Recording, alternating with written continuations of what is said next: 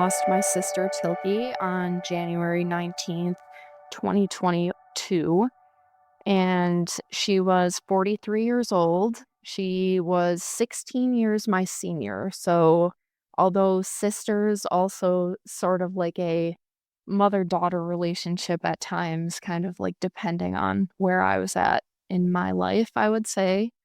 She struggled with mental health the whole my whole memory of her.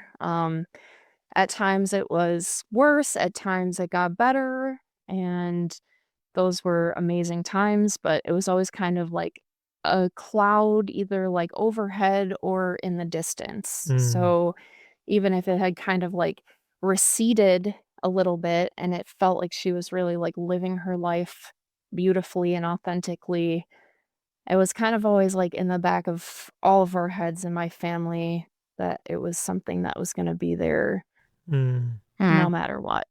So, probably a year prior to her death by suicide, she started having some more difficulties. She had been tapering off of Cymbalta, which she was on for depression and for pain management, and she had been on it for over 10 years, which is a long time to be on a prescription like that. So she had started having some symptoms with just sort of like the pain was coming back, but definitely some of the like depression was coming back too. And I think probably in August of 2021 is when I really like started noticing it a lot more and started making a point to be, like, checking in a lot more than I had been maybe. mhm, So, between September and January, it was really just a battle of trying to get treatment, trying to get back on Cymbalta, which did not end up helping her. She went to inpatient treatment, she went to outpatient treatment, she went to talk therapy. So sort of being along for that ride was in a lot of ways, I feel like I was grieving, like, before she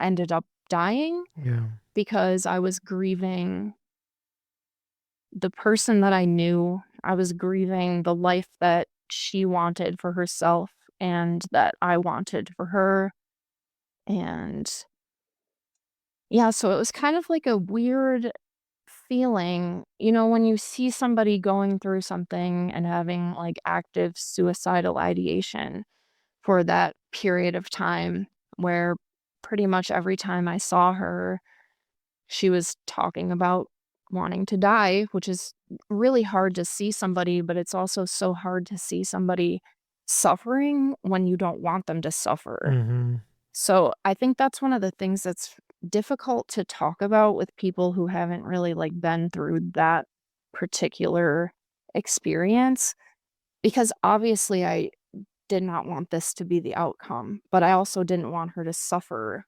longer and longer with no, like, light at the end of the tunnel, so to speak, or she didn't feel that way, and it was hard to, like, try and maintain any type of hope when it did feel like she was trying all the things that you're supposed to try, and nothing was really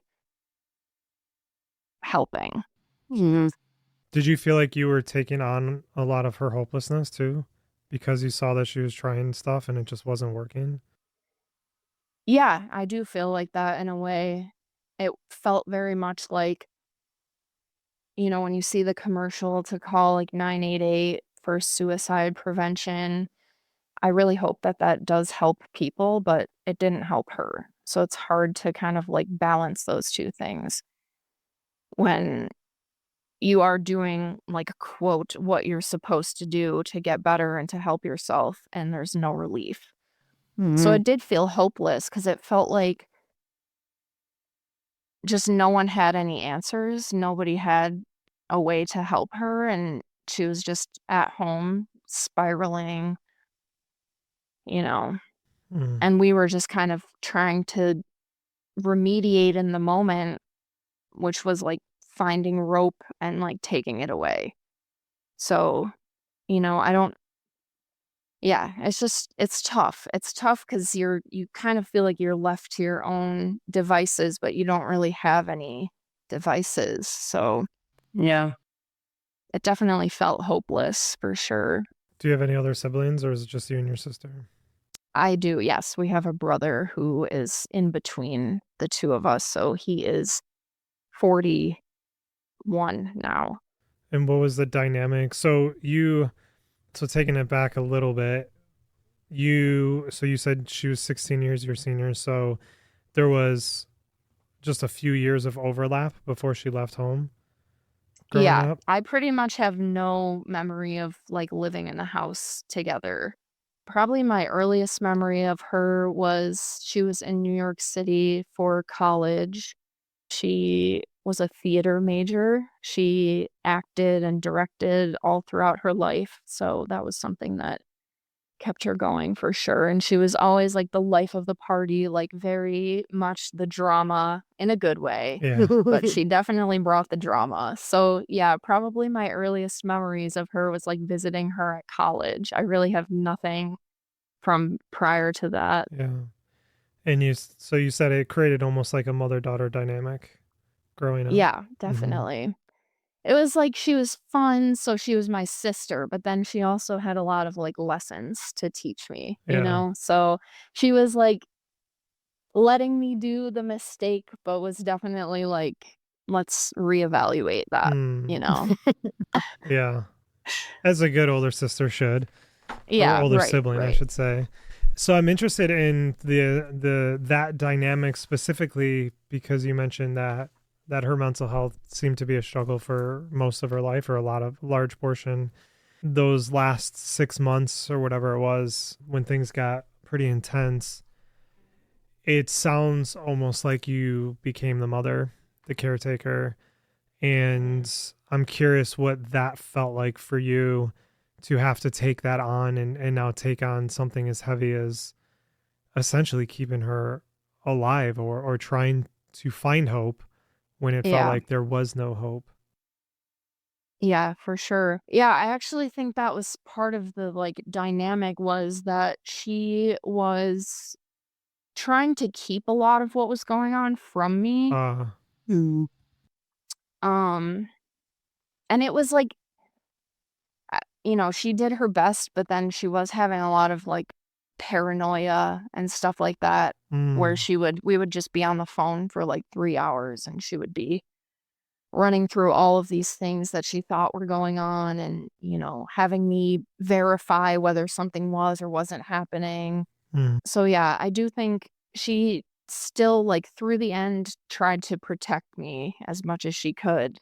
But I do feel like, yeah, I took on, and maybe not only for her, but just in my family dynamic that also, like, brought up I definitely feel like I spent a lot of time trying to keep everybody together, because mm, Mhm. that's always been my role, and I think that that's something that's difficult about grief and, like, going through a process like this, like losing somebody, it really brings out those dynamics, like, even more so.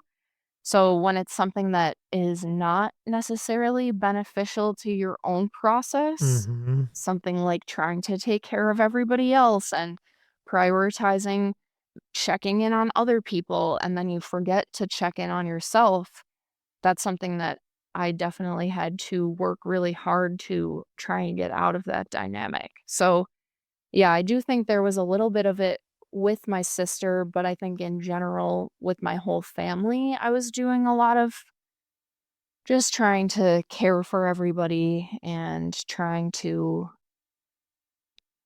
lessen the burden yeah. if I could, which it's, I feel that. impossible to do, but That's a lot to take on. That is so much to take on. You mentioned that it was something that you have had to work to kind of untangle and get yourself out of. I think there is so much that comes out when you have death or struggle to the degree that you experienced in families, and whether it's the dynamic of the family, the dysfunction of the family. Yeah. I mean, I know with different things that I've gone through, it really kind of brings to light a lot of the stuff that may have been hidden beneath the surface.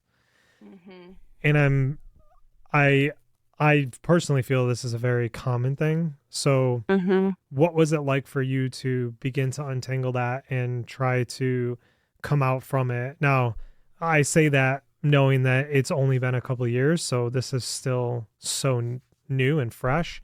But I'm curious, like to date, what have you done besides just knowing that that's happening? Yeah. So I think honestly I do owe a lot of it to my sister because Mm, I feel like she did her best to sort of like set me up to tackle some of these like family dynamics. Like these were things that we talked about a lot together because there's a lot going on as with most families. mhm, So there were elements of it that like we tried to work on together. So I feel like that honestly propelled me forward in a way of like, I know that I need to continue on working that path for her because that's something that we started together, you know? yeah. So right after, probably it was, she died on a Wednesday, and 2 weeks from that Friday after, I broke my leg skiing. So I was supposed to go back to work that day, and I was like, I just need one more day. I'm gonna go skiing, which is something that my sister taught me. She taught me how to ski like maybe 6 years ago. So like as an adult, she taught me how to ski. So, and actually on the day that she died, I was out skiing, and I just feel like that was something that like connected us together. Mm, So, the day that I was supposed to go back to work, I decided to go skiing instead and go back to work the next day. And lo and behold, I broke my leg, Oh and my it gosh. was man. the first time I've ever broken a bone, and it was, like, right in my knee area. So, it was, like, I couldn't get a Ah, cast, but I also could not put any weight on it for, I think it was, like, 12 weeks. So, oh it was my like, "Okay, well, God. you're not going back to work." So I'm like, "Okay, I'm just gonna be at home alone. I can barely do anything for myself." But guess what? That forced me to not do anything for anyone else because I Mm, physically could not. right. So during that time, I was just doing therapy over Zoom 1 or 2 days a week. I was spending a lot of time trying to get familiar with a new relationship with my sister, which for me involved like really pursuing what my own spirituality was going to be like, given all of this new information that I was confronted with processing. Prior to that, I feel like I really did not have any real spiritual process for myself. I felt like I was very much like of a logical mind only. No real, like, religious affiliation, just sort of like, this is what it is, and that's cool. But I feel like for myself and other people that I've spoken to, I feel like a death when it hits you that hard, like, it does kind of lead you to reckon with your own spirituality and what you want to believe to be true. So I spent a lot of time with that, which I think has honestly helped me a lot because for me, I am now just like having a sister in a different way. That's right. Yeah. Hmm. Yeah, I was confronted the same way. Really wasn't sure what I believed or anything. I had deconstructed any belief that I had growing up and came to the conclusion that energy is never created or destroyed. So something persists, but for the first probably the first year after my wife died, I would try to like pick up different books and try to entertain the idea of some form of spirituality. And I would get a rush of anxiety and anger. I would like throw the book and be like, I'm not fucking dealing with this shit right now. Like I could not engage. It wasn't until this year, actually, 3, 4 years later, that I was able to finally figure that out. But I was posed with that question in therapy of like, stop trying to relate to your wife as if she is a physical presence in your life still. And you need to redefine that relationship. So I think it's pretty fucking incredible that you were able to do that so early and recognize that. But it is an important step, right? It's like we have to redefine whatever our beliefs are, even if we don't have any. We have to redefine what that relationship with that person that we lost is to move forward. So that's pretty incredible. Yeah, that's so true. It is, and I think that for everybody, it is such a, like, different process. I think for me, my sister was very spiritual, and, like, a lot of what she believed, I think sort of all came rushing back to me when I asked Mm, myself the question, and she was very, like, witchy, if you will. So, sometimes, like, we would do little, like, full moon ceremonies and rituals together, and I feel like she honestly just, like, again, sort of, like, set me up to, like, take this path because I had all this information already that sort of just, like, came flooding back when I was asking myself what my next steps were, you know? yeah. It, you know, another similarity too, I don't mean to keep pointing these out, but it's pretty amazing. I just hear so much of the lessons that you received from her, Mhm. almost like a very just amazing thing that it was this preparation for her death, even though nobody kind of knew that it was coming, even though maybe you guys did. And I actually remember sitting down with Ashley's dad. We were in hospice, which we did at my house. It was like this third or fourth day, and she was getting pretty close to the end. And he told me, he's like, listen, like Ariana already taught you everything you need to know. You already learned the lessons. You just have to remember them and just tap into them. And that struck such a chord with me. And I think it's really beautiful that you had that same experience with your sister. Yeah, I agree. I think it really is it's so painful when you have to really start, like, reconciling that, but then I feel like you can get to a place where it's so comforting, you Mm, know? And I think a lot of I when I started therapy, it was important for me to have a therapist who was a little bit spiritual, a little yeah. bit, non-traditional. And we did spend a lot of time talking about how, like, my sister really set me up well, honestly, to, like, move forward.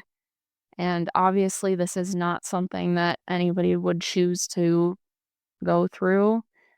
But yeah, I feel like I'm at a point now where I really feel so comforted by, like, her memory and all of the things that she left with me. That's amazing. Yeah. Like it's actually amazing. It's awe-inspiring because it's so soon and it's such a traumatic death and there was such a struggle for her. I don't want to go back to that, but I do think it deserves to be said that like the experience that you're having it's quite beautiful. I definitely want Thank to you. acknowledge that because it's not easy. And I No. mean, even for me, like I went headfirst into my grief because I was like, I want to heal. And but I think there was a part of me that also was like so fucking arrogant of like, I'm gonna be the best griever that there ever was, and I'm gonna heal so good, and it's gonna just like it's not gonna destroy me. And I pushed and I pushed and I pushed, and I did get a lot of healing, but a lot came crashing back this year where I'm like now having to like kind of finally just slow down and be like, yeah, this fucking wrecked me in some ways, and I need to admit that if I'm gonna get an even deeper healing. So I think it's Yeah. amazing your approach to this. Well, I think honestly, I go back to like physically being unable to do Yeah. anything other than just like literally sit with it. Mm-hmm. I mean, I have to, of course, also not ideal to break your leg, but I almost feel like if I hadn't had that force me to not go to work, force me to not overextend myself Yeah. with my family to Yeah. support them. And instead, I had to learn how to be helped and be taken care of and Mm. rely on people and not be the one who's being Mm. relied on all the time. So I Right. think without that, I honestly don't think that I would be where I'm at right now because it was just such a my whole life just got like flipped on its head again because I just lost my sister. But okay, well, I'm gonna, go back to normal life or whatever because that's what you do, right? You get your 2 weeks off and then, Yeah. okay, back to it. You know, your grieving time is over. You don't have any more paid days off or whatever. It was a little bit of a blessing that you broke your leg. I honestly, yeah, no, in hindsight, yeah, I really do think that. I really do think that because I really don't know what I would have done. I think I would have been inclined to just sort of like try to forget about it, try to be Yeah. Mm. my normal self, which is such a thing for grieving people is like I don't think you can express how deeply you are not the same That's right. person. You are a completely new person doing your same old thing, and people expect the same old thing. That's right. And to Yeah. communicate to somebody, like, you can't, to say, like, "That's not who I am. That's not what I care about," which that was really hard for me Yeah. because the things that I cared about were just so drastically different than the things that I cared about before. Because it's like, literally nothing can measure up to what I'm experiencing right now. Nothing can come close to importance. The important thing is my sister. Mm. Everything else is like, I can't see it, I can't hear it, I don't wanna think about it. But Yeah. how do you say that? It's impossible. Yeah. Do you think your family, I don't wanna say, like, benefited, but do you think did they, like, carry on and were they okay? I'll I use the word okay loosely, obviously, but do you think that they kind of did what they needed to do to grieve? To be honest, no, I don't think so. I think it's hard because I think too when you feel like you have found a process that works so well with you and for you, you want that for everybody else, Oh, right? yeah, But yeah, it's not agree. gonna be the same. Like, what works for you isn't going to work for everybody. So, I think that's something that I've kind of had to just struggle with a little bit is letting people be where they're at in their process, Yeah. which Yeah, is just different from where I'm at. And I would make a different approach, but that's another thing that it's like, you can only do your process. And for them, I just am, hoping that time continues to like be a comfort and Mm. yeah. yeah. Well, as, like, someone that is incredibly caring and, like, worried about other people all the time, it's Mhm. probably also empathize with that because I am a little bit of that, but it's hard to, like, not try and do something, Mm. you know? Mhm. Not try to make it better because, at some point, it's like, well, you can't. Like Yep. no one can unless the person wants. I'm not saying they don't wanna help themselves, but until they really wanna, like, do the work to, That's right. you know, grieve it and feel like they are in a good place about it. And I think it can also change with time. Like, I think you can be in a good place about it, and then there's things that, like, trigger it all to come back a little bit. Yeah. Like you were saying in the beginning, I feel very much like my mom was here for a certain period of time, and, like, I don't try to replace her. I don't try to find a replacement. It kind of is like this thing that happened, and that's my story. Like, not everyone's story gets to, have their mom in their life their whole life. They don't get to be here for all the moments and all that stuff. But and I really have, like, no. I think I used to, like, as a kid, I was, like, a little bit angry at times, which definitely made Mhm. me question, like, spiritual versus not, or being, like, God and being Catholic and all that stuff. But I literally have, like, there's no animosity about it. It's kind of like, it's my story, and kind of is what it is. You got over the animosity, I don't know, like, the anger. yeah, I think it was just kind of like in the beginning, like, a little bit of anger, like, how could this happen? And then it was just like, well, this is just my story. So yeah, I mean, I guess I did get over it, but Accepted it rather. yeah, probably more accepted. Like, I just doesn't, I don't have it. I just find ways to, honor my mom in, like, moments that, she would normally be there. Mhm. And, now, like, looking towards, like, a future is more like I will hopefully be there for, like, my kids to have that experience, and I get to have that experience in a way that I didn't get to experience as a kid, but I get to experience it as being the mom, you know? Mm. Mhm. Yeah, man, yeah. I always think of my kids every time I listen to you talk and reflect on it, Yeah. and just like wonder like what they're gonna reflect back on Yeah. and what they're gonna think about. But it definitely changes us. It changes us in the most permanent way, which I think Mhm. is something that only those who have gone through it can understand, and everybody else expects us to be who we were, and that just doesn't work that way. Yeah. I Um, probably have a little bit less of that feeling. right, because you were. It's more like I was so young, and this That's was right. who I was destined to be. Mm. This was just meant to be my story, or what my life was like. So, because Mm-hmm. I don't know that I don't have, like, a like, like, BC, BM. I don't have before mom, really. Like, I Yeah. do, Right. like, I remember the family dynamic, and we went to Disney World, and, like, I remember things like that, but I mostly remember, like, not beyond after 9, you know? I remember her getting sick. She was sick most of my childhood. Um, so I kind of, like, remember mom being sick, and don't remember her being, like, super healthy, really.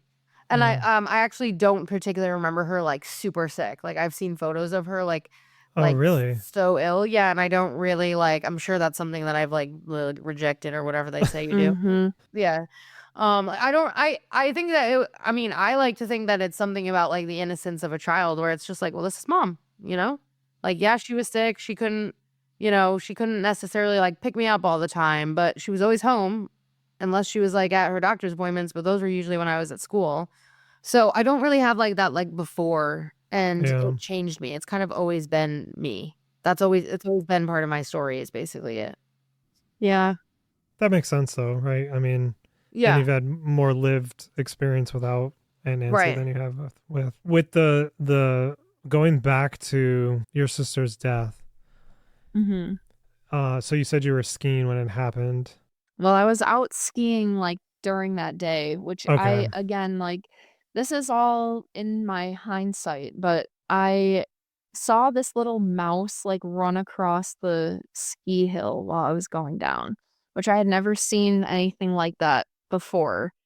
And it made me think of my sister because she, at one point in time, had a mouse in her house, and she called it House Mouse, and she would, like, take pictures of it and send me No. pictures. She wouldn't kill it. She was like, "It's so cute. I love her so much." Oh And then my she did gosh. ultimately die one day, and my sister was, like, crushed beyond belief. Like, she was like, "Not house mouse, like, I can't believe this happened, she was eating so good, I had food everywhere," or whatever. No way. But it made me think of her, and I was like, "Oh, I'm gonna call her when I'm on my way home, because I have, like, an Mm. hour drive from Ellicottville back into the city." So I did call her on my way home, and she didn't answer, and I left her a message, and that was probably at, like, 4 o'clock ish, I'm guessing, and then probably at, like, 7:30, my brother called me, and yeah, that was it, that was the moment. So in that moment, because you talked about the kind of duality of I want to help them so bad, but there's no help, and I also don't want them suffering, her suffering. What what was the moments after and the days and weeks after with that sense of relief in some ways and also the sheer sadness? Yeah, so hard to balance those feelings because it's like it's not relief, but it's like they're relieved of their suffering and their pain. So in a way, there is like a relief for you. Yeah, I don't know. I have this really weird like feeling of that time of like, and still to this day, I feel this sense of like familiarity with the situation and like Mm. I don't know I don't know if there's a past life. I don't really know what I believe about that, but I it kind of gives me that feeling that like I've been here before. Holy Like it shit. didn't feel new to me. It felt like, and it's possible that it's just because like the months leading up to, like, of course I had to accept the fact that like this was a potential outcome. But Mhm. I also think that there is like a protective quality of your brain that like no matter how much you logically understand that this could Mm. happen, you can't really accept that because if you accept that, then like what are you saying, Yeah. right? Like Yeah. how do you maintain any hope for yourself, for your loved one, for your family? Mhm. Yeah. So I don't know if it's kind of like some of that coming in to like comfort me in a way, but it was comforting in a way that I felt like this wasn't my first time Hmm. going through this. I don't know. That's wild. So yeah, there was a lot of like feelings of, definitely right away I think I wanted to wonder what more could have been done. Mm. And I think that's something that at this point I have let go of because, no matter what, it's not helpful to me to consider. And I did all I could do. So I think there was a lot of like that sort of like wondering. There was, it again, I feel like the shock wasn't really there because it was like I felt like I had I had been through it. I don't know. Yeah. It's hard to explain.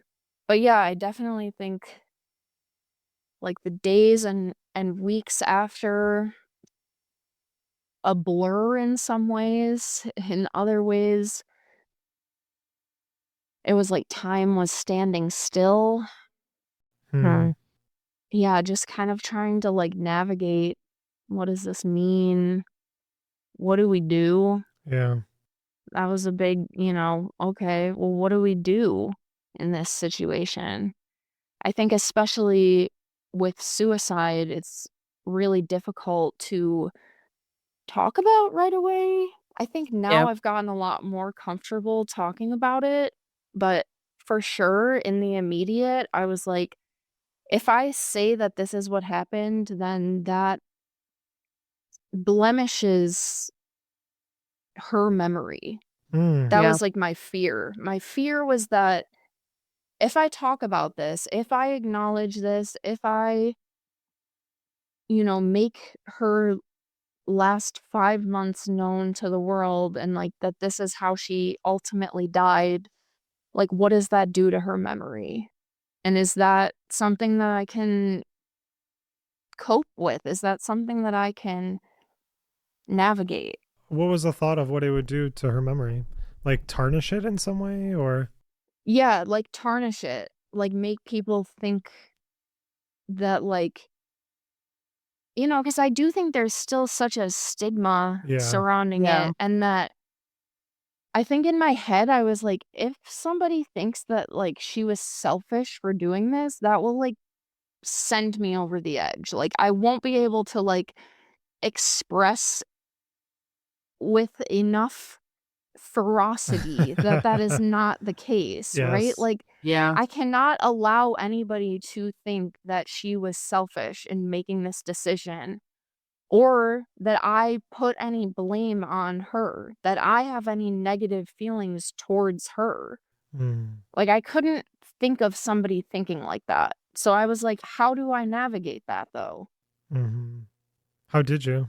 And I think it took me time and then I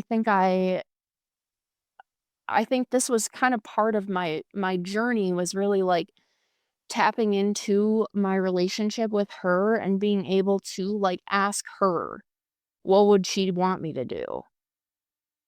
And then it became clear that I needed to just talk about it, Mm, that I wasn't going to hurt her in any way. And if anything, perhaps I could help somebody yeah. by talking about it, by being open about it.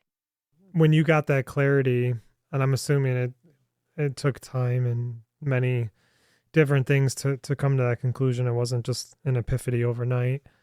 How easily was your mind and body able to accept that and to move forward with that? I think it's been a process. I think so initially I felt that I could write about it. Okay. So I started writing because I felt like that was a little bit less vulnerable, a little bit more like I can, read this over as many times as I need to before I post it, put it out into the world. So at first I started with that and I probably started doing that maybe like a month after her death because I also wanted to kind of take note of, like, where I was at, which has honestly been really helpful to me even now being able to read back. It's just so interesting, like, to be able to look at my own journey and, like, see where I was at and see where I'm at now. So, yeah, writing right away pretty much, and then talking about it, I feel like it's just been an ongoing kind of, like, the more you do it, the easier it is, right? But Mhm. it's kind of like getting in the space to talk about it isn't always as easy or accessible, you know? Like, I'll talk with friends about it, people who already know about it, but I think it's even harder to discuss with strangers or people who don't already sort of have the foundation of my story, if that makes sense. Mhm. It's like starting from ground zero, trying to explain the whole thing from start to finish. It Yeah. feels impossible to do that, but Do you feel a sense of heavy responsibility for her legacy? I would say yes. I don't feel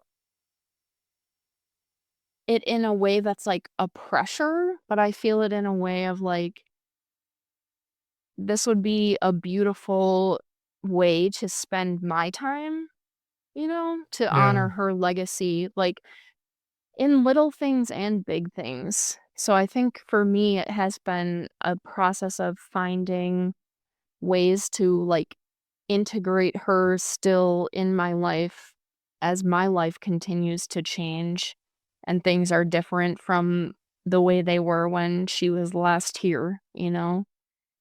And then I do have dreams of like having a scholarship in her name and stuff like that I'm working on, but it's not like time sensitive, right? None of it is like time sensitive. So it's just, you know, I think a way that I could put my energy into something that she would really be excited about too. When you redefined or created this new relationship with her, what does that look like now? And what are ways that you connect with her?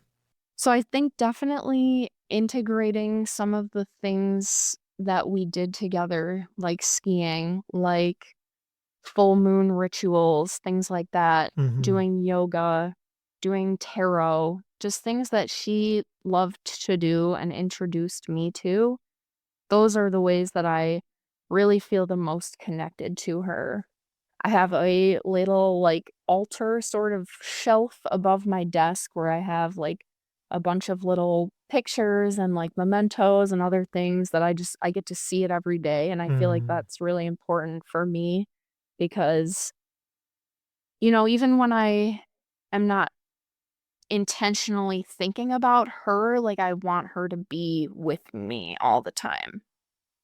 So, like, when I do a yoga practice, I always thank her at the end of it because I just know Mm. that she's been with me at some point, and I think it's important to, like, acknowledge them and say thank you out loud every now and then, you know? Love that.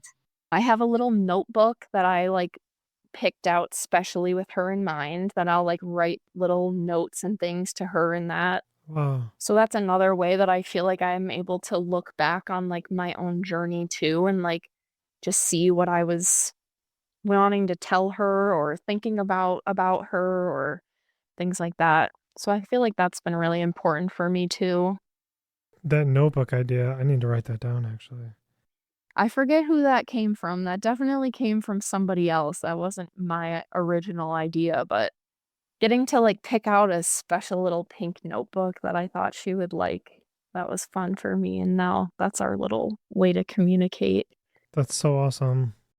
I feel like I would like I haven't had a not need, but like I haven't wanted to do something like that. But as I get older, I've thought about like getting more into like writing and in terms of like writing for myself, not like writing externally. And I love that idea.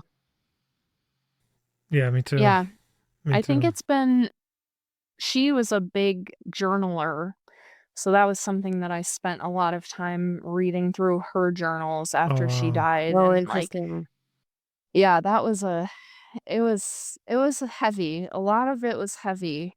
I can't But some imagine. of it was like, I don't know, just getting to feel connected to her on that level, even though some of it was obviously really painful and difficult. And I broke it up over a long period of time because it was a lot. But I Yeah. feel like just getting to like be with her in that way was something that I don't think a lot of people get to have. And it was Yeah. really, like, cathartic for me in a way.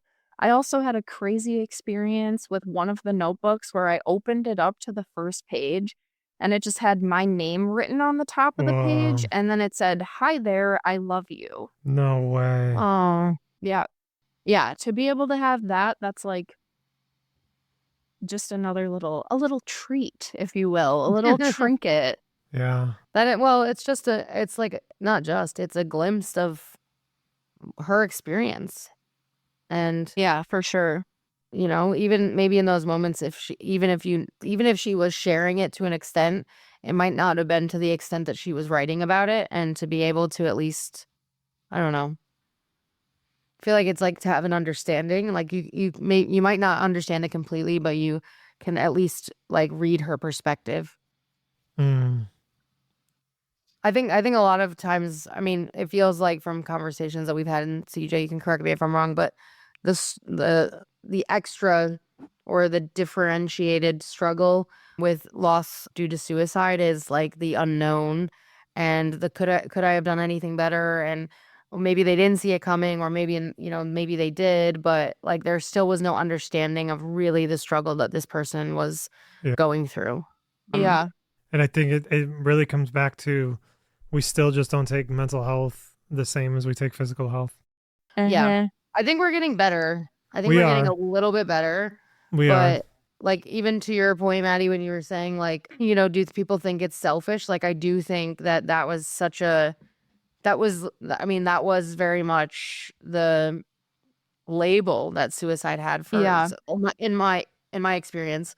But I feel like a lot of people have really, I feel like that part's gone away a little bit. I'm sure that there's still people in this world that think that, but I do feel like it's made some strides. And I don't know if it's like the pandemic or just like us as millennials that have taken like Mhm. more of it, like see mental health is so much more important than like our parents. I think it is, like, people are just struggling more, like, out in the open, I Yeah. think. So it's like you Yeah. can't ignore it, like, you can't pretend it's not happening. But I do agree, like, I think there is a lot more, like, openness to conversations, but I do think there's still sort of this overarching feeling of, like, how could you do this to your Yes, family, your loved one, your child, whoever? I And I agree. think that is sort of, like, where the, like, selfish sort of, like, Mm, connotation comes back into play because it's like, well, whatever was going on with you, how yeah. could you do that? You know, and I think that's I mean, yeah, it's just hard to imagine somebody getting to that place, but clearly we have an epidemic of Yes. Yeah. suicide, and so clearly people do get to that place, and yeah, I wish I had answers. I think a lot of it is, just financial, like just actual investment into resources and investing in people and their lives. Yeah, we talked a lot about that with Jake on a recent episode. I think I heard some clips of that and I was like, this resonates. Yeah. Yeah. There's just isn't we haven't figured out as a society the right solutions for mental health and help in supporting people through that. Like we have doctors that help broken bones and we have doctors that, help our eyeballs when our eyeballs are fucked up. But they don't like we just don't have we were just talking about this with a neighbor who she's like a guardian for a woman that has schizophrenia. Yeah. Mm, And I don't know if it's this area or whatever, and I'm not trying to open Pandora's box, but it's just something about how like she's 78 and she's schizophrenic, but she can't go into like a senior living home. mhm, Oh, wow. She has to go into like a mentally ill. I think it's like for folks that are mentally ill, but they are also putting like people that need like rehab and have drug addictions in the same place. And mhm. yes, are there maybe overlaps of like how those people should be treated, but should they be in like the same place? Yeah. Like you have people that need assisted living and that need senior living. Like and they have maybe like separate wings and they have different people that are attending to each of them. That could work maybe. But it's like they have completely different needs. And we as like people have completely different needs when we have mental health concerns. Well, and that's the frustration is you can't walk into work and say, I am struggling mentally right now with some, whatever you want to insert as something. I need time off. But if I walked in and my bone was sticking out of my leg, they'd be like, Right. what are you doing here? Go get it taken care of. Go home and rest. Like not the only, that's extreme language, but so much of the time, it has to be these extreme events that allow you to have time off from work. And it's Yeah. usually not enough. Like Right. I had to take time off. I needed to take time off after a few years because I didn't get enough in the beginning and I was struggling Mhm. so bad to cope and to like deal with life as a solo parent grieving with 3 grieving children. Everything was coming at me and I still had to go to doctor after doctor after doctor after psychologist to get a note to then go Right. fill out a bunch of forms to then get HR to say, "Okay, now you can go take a couple weeks off." Like, Right. it's Yeah. insane to me, like, It just shouldn't that be that is where hard. the struggle comes in, right? Like, we don't treat it as like, yes, there's an actual physical thing that is happening to this person because we Mhm. can't see it, we can't measure it, we don't know, we're not familiar with the severity of it. And then you have people who are severely struggling, like Jake's girlfriend, right? Like, she was, Yeah. and she had addiction and she was struggling with her mental health. She tried to kill herself. She tried to take her own Mhm. life, and they still did nothing. They're like, oh, it's the mental health problem. Go over here. And then, like, Mhm. no, it's an addiction problem. Go over here. Like, it's so Right. fucking frustrating. Well, I think that's part of it too is that there isn't like, for instance, when you break a bone, they put a cast on you and you go. But with mental health, a lot of times it is so multifaceted that it's easy for a provider to say, this isn't my specialty, this isn't for me to Right. Oh my quote god, yeah. deal with, and then shuffle somebody off to someone else. And how many times does that happen to somebody and then they're falling through the cracks because nobody wants to take accountability for the care of that person because it's Yep. hard. It's Yeah, hard to it is. determine what treatment might work. It's hard to determine where this is stemming from. And it isn't going to be a quick, simple solution. It's going to be ongoing investment and care for people, which we just don't have the facility, the finances, like, it's just the infrastructure is not there for it, and that's how, people will continue to just fall through the cracks because they're getting shuffled around and nobody is willing and or able to step up and take on care for that person who needs it.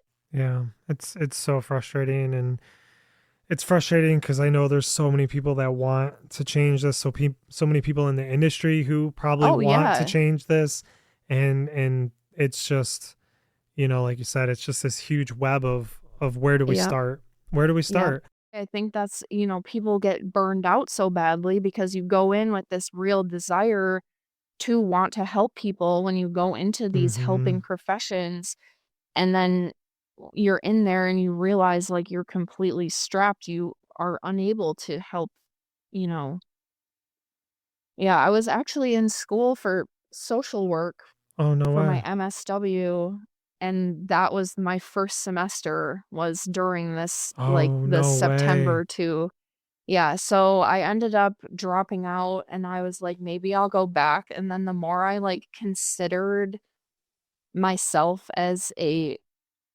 cog in that machine, I was like, Mm. "There's no way that I can reconcile my feelings towards the institution and, like, how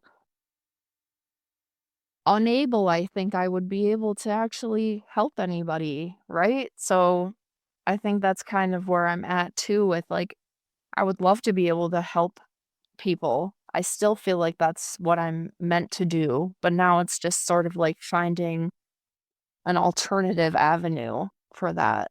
That's wild. You were in college for that, and then that happened. Hmm. I know there's so much more, but we want to be considerate of your time, and we are appreciative of you sharing so much of your story, your experience, your sister with us. Before we have you go, though, we like to ask our guests if they want to, if they're comfortable, to share one or two favorite memories that they have with their loved one, and if you would want to share a little bit more of your sister with us, we'd love to hear Well, aside from House Mouse, of course. that. So, back when right after my sister lived in New York City, she moved out to LA to continue pursuing, like, acting. And I would have been probably 9 when she moved out there, and then she was out there until, mm, I must have been, like, 12, so or maybe, like, 8 to 12. She was there for, like, 4 years.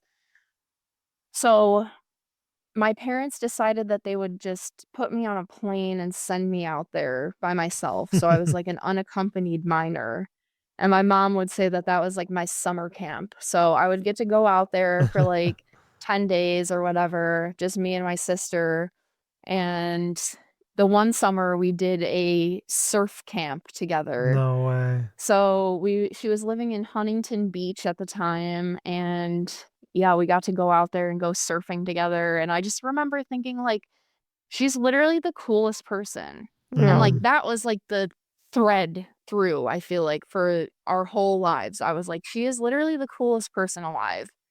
So that was probably one that really has, like, stuck with me because it was just, like, such a cool experience, and then, like, even for her to teach me how to ski later on, I feel like that's kinda, like, lends itself to her, like, adventurous side, and she wasn't scared to, like, try something new and, like, be bad at it, but laugh at herself, like, that's definitely a lesson that I've learned from her. Hmm. And what is another story about her? I mean, I have to just shout out her her chihuahua, who was a albino chihuahua. Oh my His name goodness. was Tito, Oh, I love it. and he was found on the highway in No LA. way. And so he was albino, like, he was mostly all white, but he had a tiny little, like, splotch of blonde almost, like, on Yeah. his forehead. Oh my god. And, yeah, she had Tito with her for, like, we thought he had to have been, like, over 20, basically, when he Wow. passed away, but that was, like, her best friend forever, like, she was giving Paris Hilton, Nicole Richie with, like, a small dog in a bag vibe, living in LA. Yeah, gotta That's shout him wild. out. I love that. But, yeah, she was just, like, the coolest ever. All of my friends, like, have memories of her growing up, just, like, having the coolest big sister. Yeah, that's awesome. Well, we appreciate you so much for coming on and sharing. Thank you guys, thank you. It's great. And, like we said, we couldn't do this without those who are willing to share. So Yeah. definitely grateful for you for that. Thank you so much for being on. Yeah, I'm grateful for having this opportunity to talk about my story and my sister. Anytime I get to talk about her, I'm like, "Yeah, that's how we keep her alive." Thank you for listening to this episode of The Day After. You can find this podcast and more at our website at www.thedayafter.com. If you enjoyed this episode, we'd really appreciate if you could take a moment to leave us a review wherever you listen to your podcasts.